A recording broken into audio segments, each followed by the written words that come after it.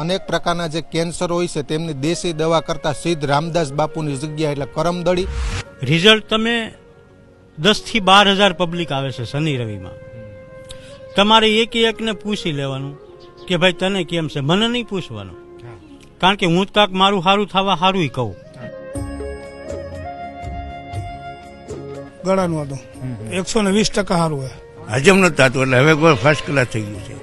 મોઢામાં કોઈ વસ્તુ રહી નથી. ડોક્ટરે ખુદ કીધું મને તમે શું કર્યું, હવે કોઈ પ્રોબ્લેમ નહીં. મેં કીધું 80% મેં ગઈ હતી, મને 80% રાહત છે અહીંયા. એ લોકો મને કે કોઈ તકલીફ નથી, તમને ક્યાં થયું કે મેં કીધું દેશી દવા મેં ચાલુ કરી.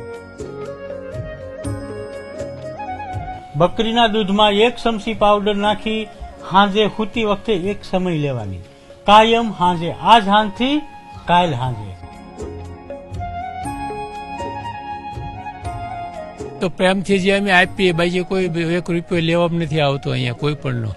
બાકી દુઆ અને દવા 2 વસ્તુથી સારું થાય છે અહીંયા, અને 4 મહિનાથી હું આવું છું. અહીંયા કોઈ ચમત્કારની વાત નથી.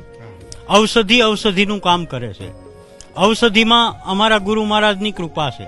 2-3 કિલોમીટરથી પબ્લિક આવે છે. અહીં ધક્કા ખાય છે, એમનેમ તો ધક્કા કોઈ ખાતો નહીં હોય. એને કાંઈક ફાયદો હશે તો આવતો હશે. ઉમર બાપુને એક વાર આવ્યો, ઈ દવા મેં ચાલુ કરી 4 મહિના થયા. 4 મહિના? હા. અને હાલવામાં, ખાવા પીવામાં, વાડીનું કામ કરે, ફૂલ કમ્પ્લીટ રિકવરી. દર અઠવાડિયે હું લેવા આવું છું. ક્યાંથી? જેતપુર થી આવો.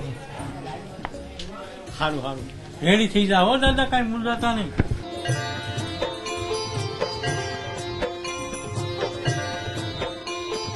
અનેક પ્રકારના જે કેન્સર હોય છે તેમની દેશી દવા કરતા સિદ્ધ રામદાસ બાપુની જગ્યા એટલે કરમદડી. અનેક મિત્રો મને સોશિયલ મીડિયાના માધ્યમથી પ્રશ્ન કરતા હોય છે કે જે સિદ્ધ રામદાસ બાપુ દવા કરે છે, દેશી દવા કઈ રીતે કરે છે. ખાસ જણાવી દઉં, આ વિડીયો ડિસ્ક્રિપ્શનની અંદર પણ આ લોકેશનની લિંક આપેલી છે. અને ધારીથી મિત્રો કરમદડી ગામ 15 થી 20 કિલોમીટરના અંતરે આવેલું છે. આ કરમદડી ગામની બાજુમાં આનંદ આશ્રમ આવેલો છે અને ત્યાં બિરાજમાન સિદ્ધ રામદાસ બાપુ અનેક પ્રકારના કેન્સરની દવા કરે છે અને દેશી દવા કરે છે. શનિ અને રવિ 2 દિવસ માટે બાપુ વિના મૂલ્યે આ દવા કરે છે.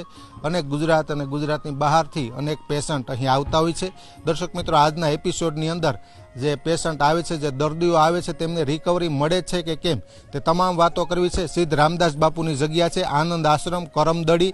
વિડીયોની અંદર એમની લિંક આપી દે, આશ્રમની એટલે કે લોકેશનની લિંક પણ આપી દે. અને આજે રામદાસ બાપુને મળીએ અને જે પેશન્ટ આવે છે તેમને આ દેશી દવાથી કેટલી રાહત છે તે તમામ મિત્રો વિગતો મેળવવાનો પ્રયત્ન કરીએ આ એપિસોડની અંદર. મિત્રો, આજે આમ તો રવિવારનો દિવસ, શનિ અને રવિ 2 દિવસ એટલે કે શનિવારના આગલે દિવસથી જ લોકો આવી જતા હોય છે. પ્રથમ અહીં વહેલી સવારે પ્રસાદી આપવામાં આવતી હોય છે, કારણ કે દૂર દૂરથી જો લોકો આવતા હોય, ગુજરાત અને ગુજરાત બહાર દૂરથી લોકો આવતા હોય છે, તો રાત્રિ અહીં પહોંચતા હોય છે. જાતે રાત્રિ રોકાણની વ્યવસ્થા પણ છે અહીં. રાત્રે ઓચિંતાનું આવતા હોય દર્દીઓ, તો પ્રથમ અહીં વહેલી સવારે પ્રસાદી આપવામાં આવે છે. પ્રસાદી બાદ આ જે બાપુ છે તે દવાનું વિતરણ કરતા હોય છે. તો આજે આમ તો રવિવારનો બીજો દિવસ છે, તો વહેલી સવારનું જે આશ્રમ આનંદ આશ્રમ કરમદડીના જે દ્રશ્યો સ્ક્રીન ઉપર તમે જોઈ રહ્યા છો, પ્રથમ વખત પેશન્ટે ફરજિયાત હાજર રહેવાનું હોય છે. એટલે કે 2 થી 3 વાર આવેલા હોય તેમની સાથે થોડી વાતચીત કરીએ એટલે એનું રિઝલ્ટ મળે છે કે કેમ. અનેક લોકોનો પ્રશ્ન હોય કે દેશી દવા માટે અમારે જવું છે 200 કિલોમીટર 700 કિલોમીટર, તો બાપુનું રિઝલ્ટ છે તેવા અનેક પ્રશ્નો હોય. આ બધા 1-2 વાર દવા લઈને અહીં આવેલા છે, 2 વાર 3 વાર કોઈ દવા લીધેલી હશે એમના સગાવાલા, એમની સાથે ડાયરેક્ટ સંવાદ કરીએ. શું નામ તમારું? અનવરભાઈ. અનવરભાઈ, કયા ગામથી આવો? જામનગર. તમારો કોઈ સગો પેશન્ટ? મારો ભાઈબંધ છે, એના પપ્પાને. એને પપ્પાને શેનું કેન્સર? એને ગળાનું હતું. 120% સારું હોય. 120% રિઝલ્ટ નહીં, દવાખાનું નહીં કે રિપોર્ટ, કોઈ વસ્તુ નહીં. ખબર પડી એટલે સીધા મેં ચાલુ થયા. કોના મારફત ખ્યાલ આવ્યો? એ આ વિડીયો મારફત. મોબાઈલ રિઝલ્ટ પૂરેપૂરું. અને આ કેટલામી વાર દવા લેવાય? હું આ 6 મહિનાથી આવું. 6 મહિનાથી હું જ આવું લેવા. ભાઈબંધ નથી આવતો, હું ખુદ આવું લેવા. અચ્છા, તમે વાત કરો. કાકા, કયા ગામથી આવો? બાબરાથી આવું છું. મારા બેન છે એ રાજકોટથી આવ્યા છે, અને એ આ 4થી વખત આવ્યા. બરાબર. પહેલી વાર દવા લઈ ગયા. પેલી વારે આવ્યા? હા, પહેલી વાર હું એમની સાથે જ હતો. એ દવાથી થોડોક ફાયદો થયો એટલે પછી બીજી વાર આવ્યા, ત્રીજી વાર આવ્યા. હવે કીધું એ પેશન્ટ ન આવે તો હાલશે, કોઈ પણ એના સંબંધી રિલેટિવ લઈ જાય દવા. તો હું દવા લેવા માટે આવ્યો છું બાબરાથી, અને ખૂબ સારું છે. અચ્છા, રિઝલ્ટ છે ટૂંકમાં. આ એક મીડિયાની મિત્રો જવાબદારી છે કે સમાજમાં અરાજકતા ન પ્રવર્તે, સમાજમાં અંધશ્રદ્ધાનું વિસ્તરણ ન થાય. જે વાસ્તવિકતા છે તે, કોઈ મારા સગા નથી, પણ જે કંઈ લોકો ફીડબેક એનો અભિપ્રાય આપે છે તે જણાવવાનો પ્રયત્ન કરીએ. અંધશ્રદ્ધામાં નથી માનતું મીડિયા, એ કોઈ દોરા ધાગામાં નથી માનતું, મંત્રોમાં નથી માનતું. લોકોનો એક ફાયદો થાય છે કે કેમ, હજી લોકો અનેક છે. કોણ તમે? શું નામ તમારું કાકા? ચંદુભાઈ. ચંદુભાઈ, તમે કોને, તમારા સગામાં કોઈને કેન્સર? મારા ઘરના જ તમારા ઘરના? કેટલા દિવસ થયા? આ 5મા મહિનો છે. 5મા મહિને. શું ફાયદો દવાથી? બહુ સારું છે. અચ્છા, કેટલાક ટકા એટલે રાહત? એટલે 80%. 80% રાહત છે. હા, રાહત છે. હવે કામ કોઈ- મળ્યા કરવા. કામ કરવા માંડ્યા. હા, હા. ઓકે. હવે કોઈ એવા પેશન્ટ કે એમના સગા હોય તો જરા આવજો કે જે દવાખાનામાં લાખો રૂપિયાનો ખર્ચો કર્યો હોય છતાં રિઝલ્ટ ન મળતું હોય. એવા કોણ? મારી 4 વર્ષથી સિવિલની દવા લઉં છું અમદાવાદ, અને ત્યાંથી આજ પર ઓપરેશન ના પાડી. બીજું ઓપરેશન હતું, ઓપરેશન ના પાડી દીધી, ઓપરેશન નહીં થાય કે. પછી મને અહીંયા ખબર પડી એટલે હું આવ્યો એટલે બાપુએ આશીર્વાદની દવા આપી કે આ દવા પાજો, વાટીને અને હૂકવી નાખીને, ખમણીને હૂકવી નાખીને દવા પાજો, અને કે જે રિઝલ્ટ આવે મને બતાવજો, અને પેશન્ટને ન લાવતા અરે તમે એકલા લાવજો, કે જો બહાર ફૂટે તો એક વખત લાવવા પડશે, અને અંદરને અંદર જો ગળી જાય તો તમારે જરૂર નહીં કે લાવવાની, કે દવા ચાલુ રાખજો, અને દવા ચાલુ રાખજો, આ ઠેલી લઈને આવજો એટલે દવા હું આપીશ. ઠેલી વગર દવા નહીં મળે. બરાબર. આ એમની નિશાની? હા, એમની નિશાની. હા, આ થેલી લઈને આવે? હા. અચ્છા, કોને આ તકલીફ? હા, મારા ઘરના જ છે. હા, અચ્છા, સરસ. હા, ભાવનગર જિલ્લાથી આવું છું, વલભીપુર તાલુકો. વલભીપુર. હા. ઓકે. વિઠ્ઠલભાઈ, કોને તકલીફ હતી? મને ખુદને અચ્છા, કેન્સર કયા પ્રકારનું? મોઢાનું. અચ્છા, 3 વર્ષથી ઓપરેશન કરાવ્યું, અચ્છા, પછી રિપોર્ટ કરાવ્યા શ્રાવણ મહિનામાં. એટલે ડૉક્ટરે એવું કીધું એક ડાબી કિડનીમાં ગાંઠ છે અને મોઢાની બાયોપ્સી કરાવવાની. તો ગઈ 6 તારીખે હું પાછો બતાવવા ગયો તો મને કે તમે શું કર્યું? તો બાયોપ્સી ઓપરેશન કરવું પડે એમ હતું મોઢામાં, અત્યારે નથી. નથી હતી? હા. અચ્છા. મેં કાંઈ નથી કર્યું. મને કે તમે ગમે તે કર્યું હોય. પણ એને મોજા પહેરી અને આંગળી નાખીને જોયું. મેં દેશી દવા ચાલુ કરી છે કરમદડીથી. અચ્છા.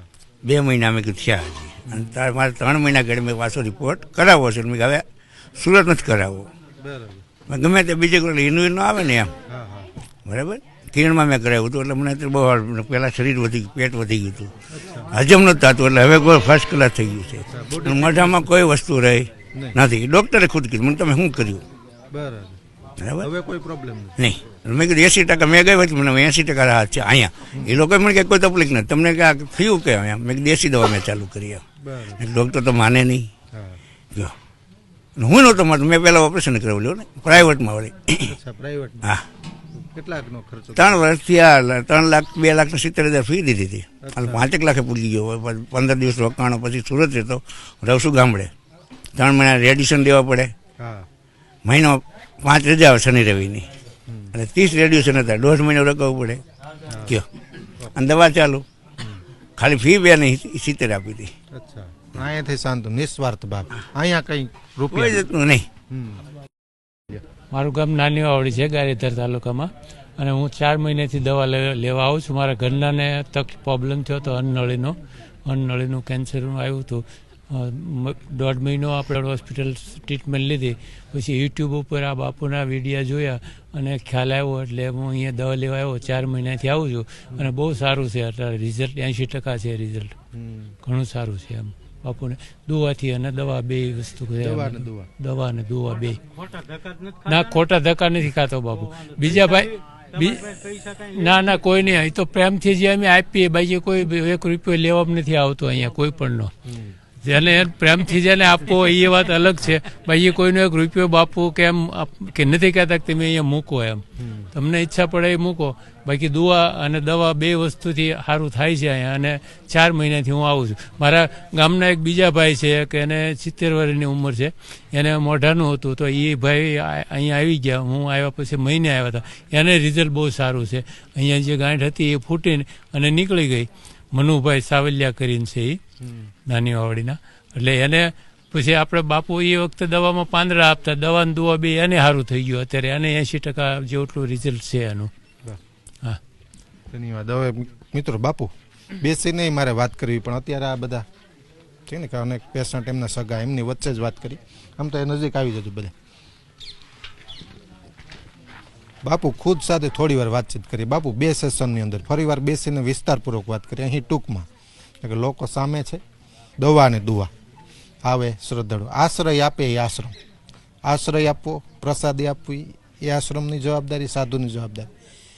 આ મીડિયાની એક જવાબદારી છે કે લોકો અંધશ્રદ્ધાના માર્ગે ન જાય. ચમત્કાર કે મંત્રોની વાત નથી, હેઝ એ રિયાલિટી. જે ચિત્રણ વાસ્તવિક આબેહૂબ દેખાય ને એ રજૂ કરવું ને એ મીડિયાની જવાબદારી છે, ન કે અંધશ્રદ્ધા ફેલાવી. લોકોના અનેક પ્રશ્નો હતા કે શું ખરેખર રિઝલ્ટ